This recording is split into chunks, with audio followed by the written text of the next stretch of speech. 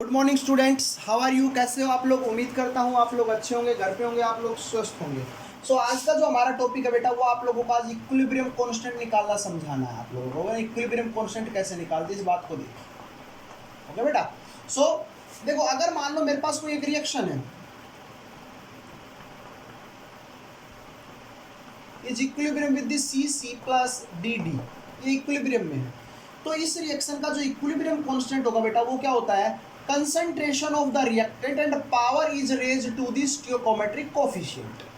है ना बेटा, कि आप लोगों को कंसंट्रेशन ऑफ प्रोडक्ट और उसकी पावर क्या हो जाएंगी, जो उनके स्टोइकोमेट्रिक कोफिशिएंट है वो उनकी पावर हो जाएगी। Similarly upon concentration of the reactant and concentration of the reactant and power raise to the stoichiometric coefficient, ये हमारा इक्विलिब्रियम कांस्टेंट हो जाएगा बेटा। इसको हम लोग इक्विलिब्रियम कांस्टेंट बोलते हैं। ठीक है बेटा। जैसे फॉर एग्जांपल एक रिएक्शन है, PCl5 is equilibrium with the PCl3 plus Cl2। तो इसका इक्विलिब्रियम कांस्टेंट निकालिए। कैसे निकालो इक्विलिब्रियम कांस्टेंट? तो concentration of PCl3 concentration of Cl2 upon concentration of PCl5। एक रिएक्शन और है, calcium carbonate is equilibrium with the CaO plus CO2। तो इसका के इक्विलिब्रियम निकालिए बेटा। कैसे होगा के इक्विलिब्रियम? बताओ क्या आएगा? Concentration of CaO concentration of CO2 upon concentration of CaCO2। ये आप लोगों की वो सॉलिड लिक्विड की बात हम बाद में करेंगे, जब हम लोग होमोजीनियस इक्विलिब्रिया और हेट्रोजीनियस इक्विलिब्रिया की बात करेंगे। तो अभी तक ये हमारा क्या कहलाएगा बेटा? इक्विलिब्रियम कांस्टेंट निकालने का तरीका कहलाएगा the concentration of product and power upon concentration of the reactant and power raise to their stoichiometric coefficient. ये आप लोगों का हमारा इक्विलिब्रियम कांस्टेंट कहलाएगा। ओके बेटा, समझते हैं अगली बात को। जैसे एक अमोनिया रिएक्शन है, N2 plus 3H2 is equilibrium with 2NH3। इसका के इक्विलिब्रियम निकालेंगे। कैसे निकालेंगे बेटा? कंसंट्रेशन ऑफ NH3, पावर कितनी है 2, concentration of N2 upon concentration of H2 और 3। बेटा ये क्या कहलाएगा? इसका के इक्विलिब्रियम। अब आप लोगों को पता है कि this reaction is carried out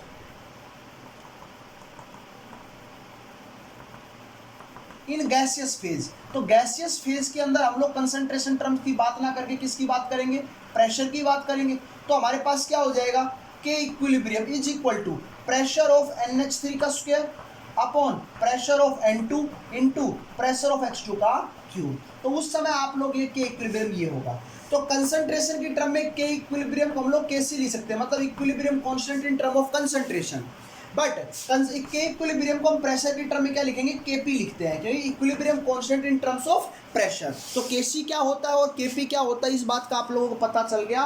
केसी भी के इक्विलिब्रियम होता है और केपी भी के इक्विलिब्रियम होता है। केसी इन टर्म ऑफ कंसंट्रेशन होता है अगर कोई रिएक्शन इन C2 या इन सॉल्यूशन के अंदर हो रही है तो, और अगर कोई रिएक्शन गैसेस फेज के अंदर हो रही है तो हम लोग उसके केपी की बात कर लेते हैं। ठीक है बेटा। नेक्स्ट है law of mass action. law of mass action. According to law of mass action,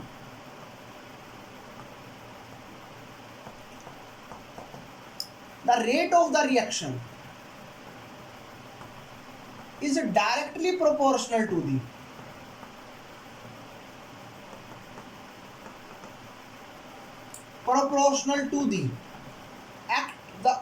the product of the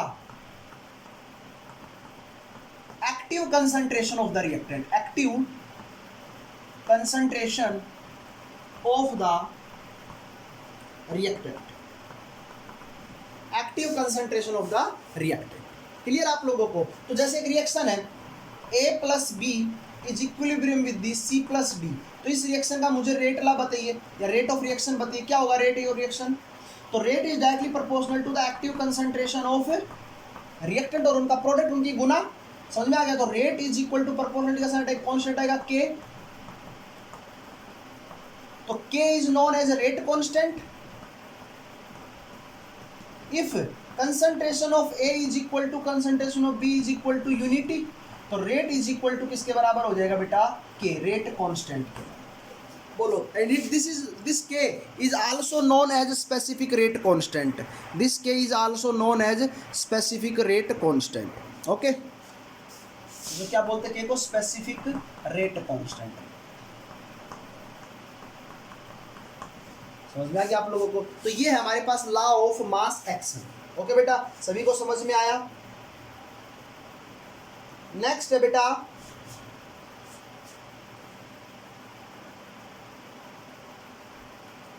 rate law.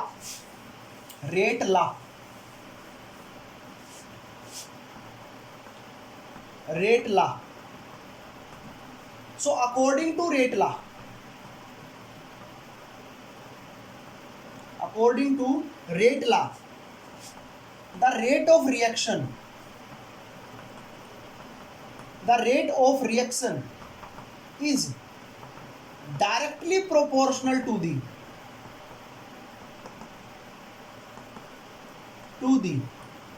product of active concentration of reactant, active concentration of reactant and power raised to their stoichiometric, power raised to their stoichiometric coefficient।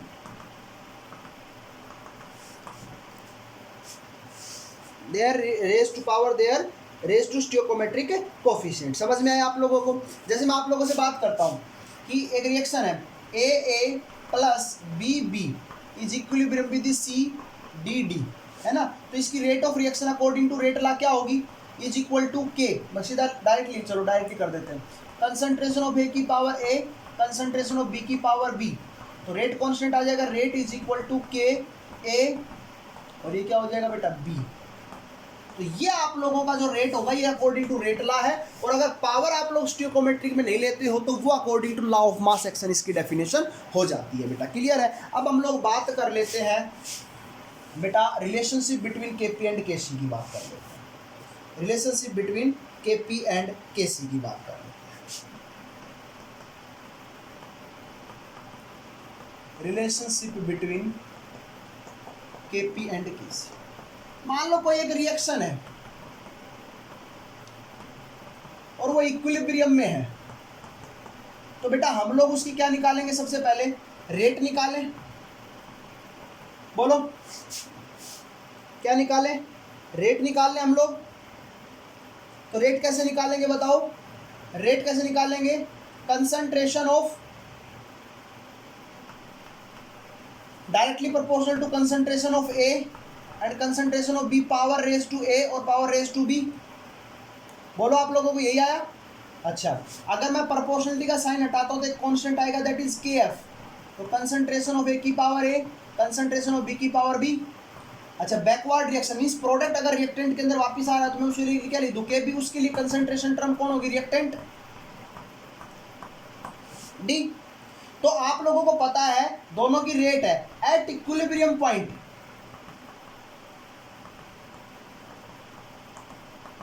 KF किसके बराबर होगा? KB के बराबर होगा। Means rate of KF नहीं, rate of KF is equal to किसके बराबर होगा? रेट ऑफ बैकवर्ड रिएक्शन के। रेट ऑफ फॉरवर्ड रिएक्शन इसके बराबर होगी रेट ऑफ बैकवर्ड रिएक्शन के। तो क्या बनेगा बेटा? दोनों को बराबर रख दे।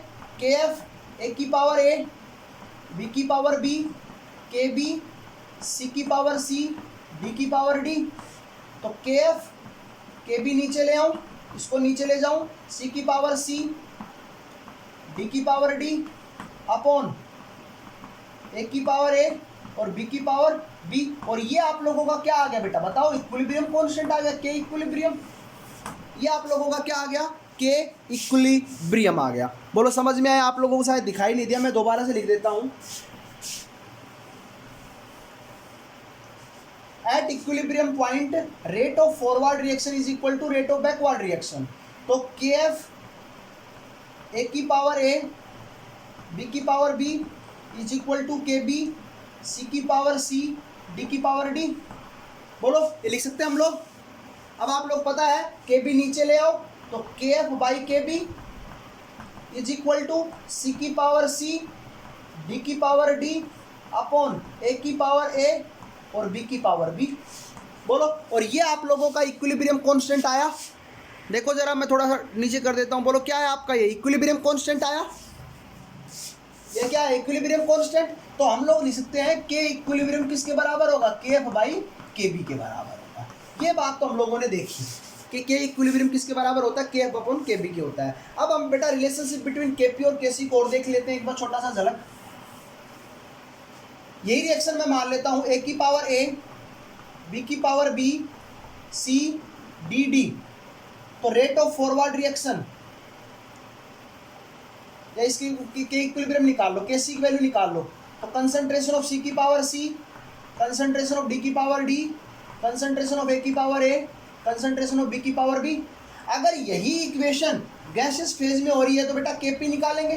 तो प्रेशर ऑफ सी की power C, pressure of D की power D upon pressure of A का power A, pressure of B की पावर बी, ये आपका केपी हो जाएगा। आपको पता है P V is equal to किसके बराबर होता है, एन आर टी के। तो P is equal to n by V R T. तो P किसके बराबर हो जाएगा, सी आर टी के बराबर हो जाएगा। तो P की जगह हम लोग क्या रख सकते हैं, सी आर टी रख सकते हैं, रख दो भाई। तो K P is equal to C R T, C R T, D की D upon C R T, A की A, C R T, B की पावर बी हो जाएगी। बोलो, अब मैं इसमें से आर टी कॉमन ले लेता हूं, तो यहाँ क्या बच जाएगा बताओ बेटा, इसको यहाँ लिख रहा हूँ, के P is equal to C की पावर सी इंटू सी की पावर डी अपॉन सी की पावर ए डॉट सी की पावर बी। ये लिख सकते हैं R T C plus D, R T A plus B. बोलो, लिख सकते हैं हम लोग, ये लिख सकते हैं ना। तो अब बचे बताओ, ये वाली जो टर्म है K P is equal to C की power C dot C D की पावर डी अपॉन सी की power A dot C B की पावर बी, आर टी, और आर टी को मैं क्या लिख दूं, C plus D minus A plus B. तो ये सी प्लस डी क्या थी रिएक्शन में, देखो मोल्स ऑफ किसके थे, प्रोडक्ट के। तो इनको मैं क्या लिख दूं बेटा बताओ, इधर लिखे, इनको थोड़ा सा रिएक्शन में दिक्कत है, ऊपर लिख देता हूं। तो इनको क्या लिख दूं, सी की पावर सी, सी डी की power D upon C A की power A dot C B की power B, R T moles of product minus moles of reactant लिख सकते हैं। और ये जो पूरी वैल्यू है कंसंट्रेशन ऑफ सी की power C, concentration of C की power C, concentration square bracket का मतलब बेटा क्या होता है, कंसंट्रेशन ही होता है। तो इस इतनी चीज को मैं क्या लिखता हूँ, केसी लिख सकता हूँ। तो क्या लिखेंगे, केसी आर टी की पावर डेल्टा एन जी। ये किसके बराबर आया मुझे बताओ, किसके बराबर आया, केपी के बराबर। तो रिलेशन क्या हुआ, Kp is equal to Kc R T की power delta n g. This is the relationship between Kp and Kc. ये हमारे पास क्या होगा, रिलेशन होगा केपी और केसी के बीच का। ओके, सो आप लोगों की आज की इतनी क्लास थी, रिलेशन करना था आप लोगों को। फिर भी कोई दिक्कत हो तो आप लोग वीडियो के कमेंट बॉक्स में कमेंट करें, वीडियो को लाइक और सब्सक्राइब करें। Okay, thank you, have a nice day.